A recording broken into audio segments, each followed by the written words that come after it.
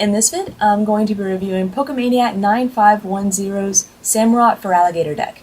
He calls it OverKill, and he probably calls it OverKill because he's got a few other lines of Pokemon in there to give you some twists and turns. So let's go ahead and take a closer look. OverKill really is overkill because it's got so many lines of Pokemon going on that it's a little difficult to keep up with. But let's go ahead and see if we can work through some of them. First off, he's got a 1/1 Zoroark line. Zoroark is a great counter for just about anything. I mean, it's horrible against fighting decks, but it can, even in a fighting deck, it can still copy your opponent's attack and do some pretty good damage. We're not running DCE in this deck, which is going to slow that Zoroark down. However, if we can slowly attach water to it as we go, and kind of have it sitting on the bench just in case, I think it's definitely something that can be very useful in this deck. In fact, I might even consider increasing that line to 2/2, but it depends on how often you find yourself using it. The next one that he has is a 2/1 Lantern Prime line. And I'm actually quite a fan of Lantern Prime. Powerful Spark does 40 plus 10 more damage for each energy attached to all of your Pokemon. So this means you could actually be safe in running DCE, because DCE would help out with Lantern, as well as be able to attach to Zoroark for a 1-hit. And DCE counts for 2 energy because it doesn't read energy card. So that's a really big attacker. Or it could potentially be a really big attacker, and it works excellent in water decks because you can say that its Pokepower Lantern's type is water, which means that it can be paired perfectly with Feraligatr Prime, and can be and you can attach as many water energy cards from your hand to Lantern or any other water Pokemon as you like. Essentially, this is all Feraligatr's in here for. He's got a 2/1/2 line, so I think that's a pretty solid line. I don't think there's any reason to change it. Feraligatr Prime also works extremely well with ability Samurott, which does 70 for Hydro Pump and 10 more damage for each water energy attached to this Pokemon. So if you have 3 water energy attached, it's automatically going to do 100. If you have 10 water energy attached, it's going to do 170. Hopefully you don't have that many energy attached to one Pokemon, but just a scenario. Another reason this is a pretty big card is because of its ability, Shell Armor, which reduces any damage done to it by 20. If we ever get, I believe it's Evolite, it's a Pokemon tool that essentially acts as a permanent defender. When that comes out, that would be something great to pair with Samurott and just make it a very difficult tank to take down. What I would recommend is increasing your Samurott line to a 4/2/4 instead of a 3/2/3, and adding 1 non-ability Samurott. And the reason I recommend that is not only is Surf a decent attack if you're forced to attack with it, but you can also use Pike, which it would be your only sniper in this deck. Eventually, when Catcher comes out, I would definitely recommend running Catcher, but just in case, Pike is great. Not to mention, if your opponent has 2 babies on their bench, or 2 opponents, within 30 hit points for knockout, you can use Catcher to drag one up to the active position. Pike does 30 to the active as well as 30 to the bench, and you can take 2 prizes in 1 turn. So I think this would be a very highly recommended addition to your deck, and something that's not going to be too difficult to put in. Your starter are 2 Manamphys. Well, Manaphy essentially works as a Cleffa, except it only allows you to draw 5 cards, but it doesn't put you to sleep.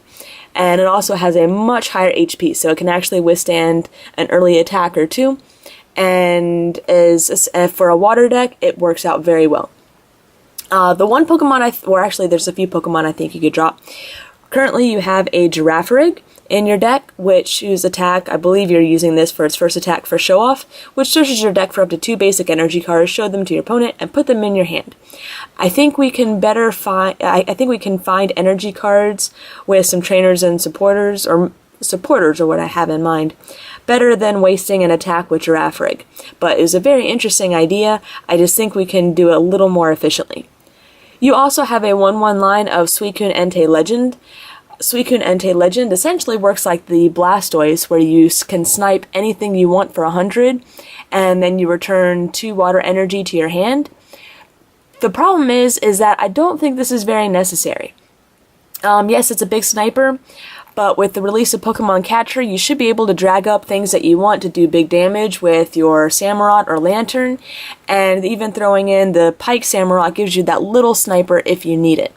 Legends are difficult to get out, and I think if we drop the Legend and drop the Giraffe Rig, that would allow you to increase that Lantern Prime line to 2-2, and increase that Samurott line, and even maybe increase the Zoroark line without losing any consistency.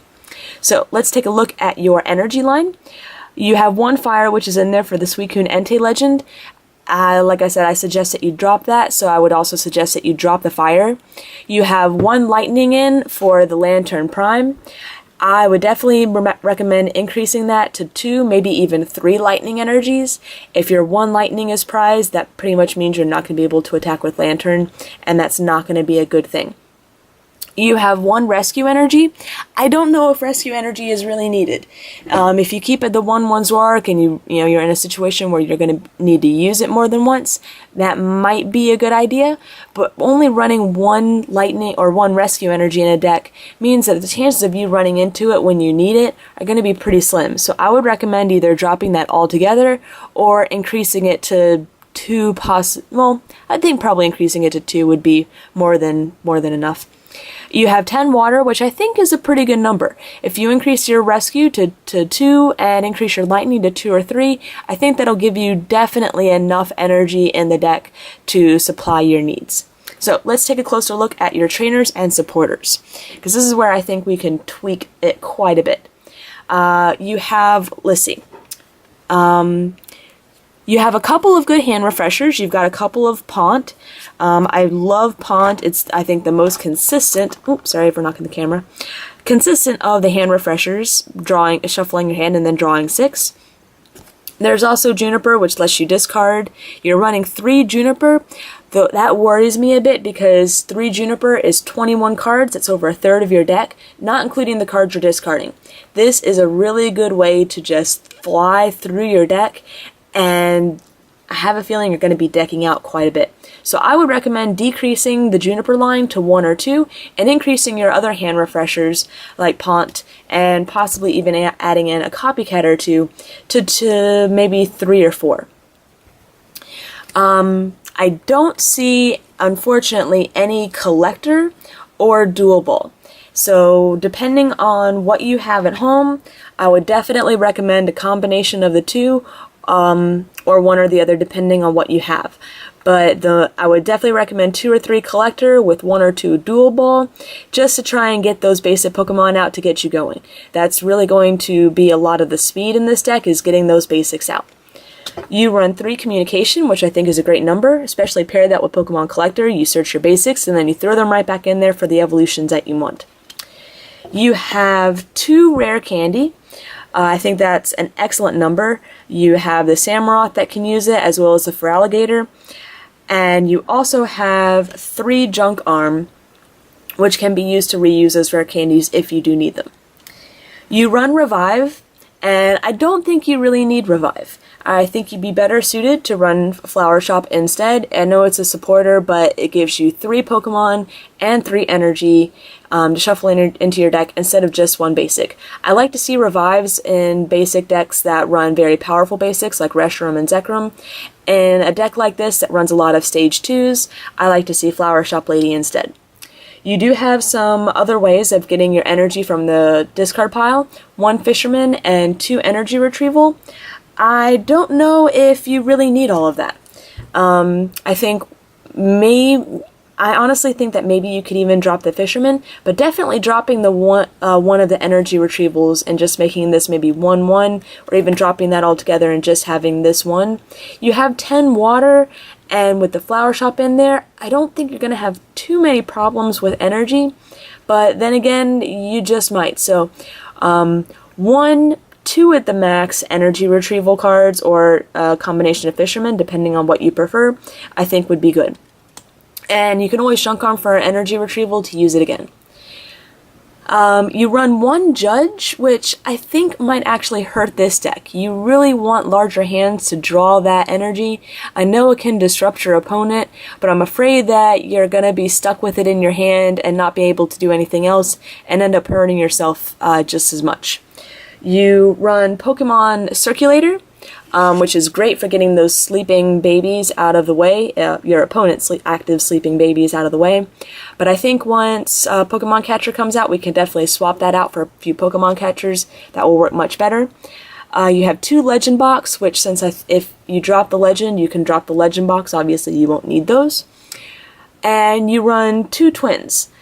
I personally just prefer the 1 Twins. However, you're playing this deck obviously a lot more than I am, and if you find that you're really consistently behind, especially to start with, maybe running 2 Twins would be a good play for you. So, like I said, I typically just run 1, but if you're finding that 2 is really working for you, then definitely go for 2. I would recommend 1 Switch in the deck, just in case you don't want to pay that energy cost, and I think Switch is just one card that I think should be 1 in of every deck. I think you can drop the Cheerleader's Cheer. I think that would be better served as a Pont, another more stable hand refresher card. And other than that, I think that's about it. If you decide to run the 1 Fisherman and the 2 Energy Retrieval, I think a better supporter than Cheerleader's Cheer would be Engineer's Adjustments. You discard 1 energy to draw 4, but with the high energy retrieval line that you run, or energy recovery line that you run, you could easily get that back. So that would be a suggestion for that.